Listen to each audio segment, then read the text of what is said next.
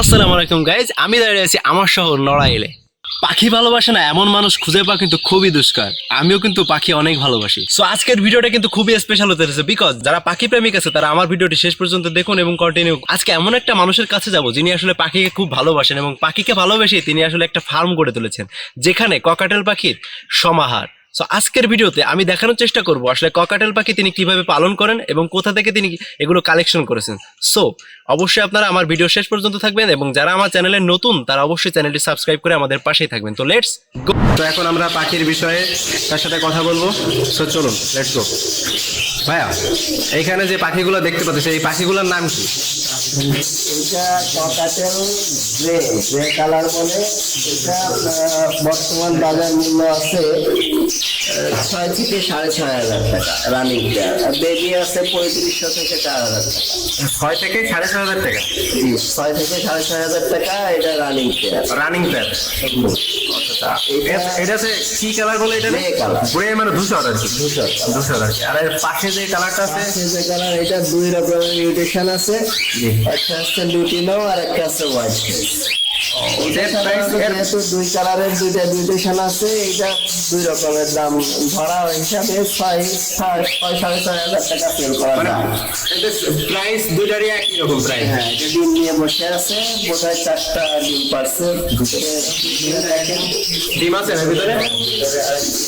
Camera ধরলে হ্যাঁ হ্যাঁ, দেখা যাচ্ছে ডিম আছে। এটা কি যেটা দেখতে পাচ্ছি এটা ডিম নাকি এই যে এটা ডিম?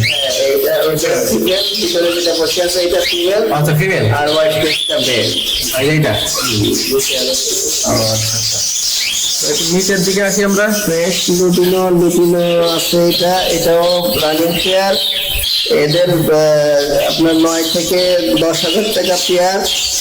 ভালো পাখি, ভালো মানের পাখি ভালো দামেই বিক্রি হয়, এটা স্বাভাবিক হিসাব। এবং গ্যারান্টি দিয়েই এই পাখিগুলো বিক্রি হয়, আমি গ্যারান্টি দিয়েই বিক্রি করে থাকি।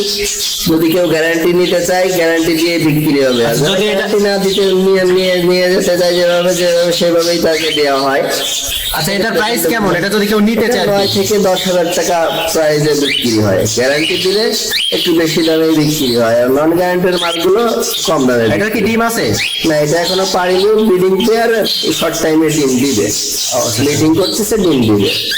একটু পাশে এদের বেবি বিক্রি হয় 5 থেকে 5,500 টাকা, যদি ভালো ফিটনেস থাকে। একটু খারাপ ফিটনেস হলে 4 থেকে 4,500 টাকা বিক্রি হয়। এইটা 3টা কেন ভাই? এই জায়গা এটা 3টা, এটাও রানিং, এখনো পেয়ারিং করতে পারিনি। তার সাথে পেয়ার নেয় এই জন্য রাখা হয়েছে। যার সাথে পেয়ার নেবে সেভাবে আলাদা করে দেওয়া হবে। চয়েসের জন্য রাখা হয়েছে যে কে তাকে চয়েস। আচ্ছা, এর প্রাইস কেমন? এগুলো আপনার 9 থেকে 10,000 টাকা প্রাইস। 9 থেকে 10,000 টাকা। আমি সাধারণত ডিম না জমা পর্যন্ত বিক্রি করি না, ডিম জমবে তারপরে সেল করা হবে। এইখানে আমরা যতগুলো পাখি দেখলাম, আসলে এইগুলো কোন জায়গা থেকে কালেকশন করছেন আপনি? আমি লোকালি কালেকশন করে থাকি, বাইরের থেকে কালেকশন করি না বেশি। বাইরে থেকে অনেক প্রতারণার শিকার হতে হয়। অনেকে তার ফার্মের খারাপ পাখিগুলো দিয়ে থাকে, বা যে ডিমগুলো জমে না, বা রিজেক্ট পাখিগুলো, সেই পাখিগুলো দেয় সাধারণত। এই জন্য আমি বাইরে থেকে কালেক্ট করতে চাই না, লোকালি বেছে বেছে আমি পাখি কালেক্ট করি। আচ্ছা, এখানে যেগুলো পাখি আছে এর বয়স কেমন? মানে সবগুলোর কি এক নাকি আলাদা আলাদা? না, ম্যাক্সিমাম আমি নিউ অ্যাডাল্ট পাখি চেষ্টা করি নিউ অ্যাডাল্ট পাখির থেকে অ্যাডাল্ট তৈরি করে বিক্রি করার, তাতে ফলাফল ভালো পাওয়া যায়। কারণ নিউ অ্যাডাল্ট পাখি লং টাইম ডিম দেয়, আর একদম রানিং পাখি কিনলে তাদের ক্ষেত্রে অনেক সময় ডিম কমে আসে, ডিম দিতে চায় না, বা শর্ট টাইম ডিম দেয়।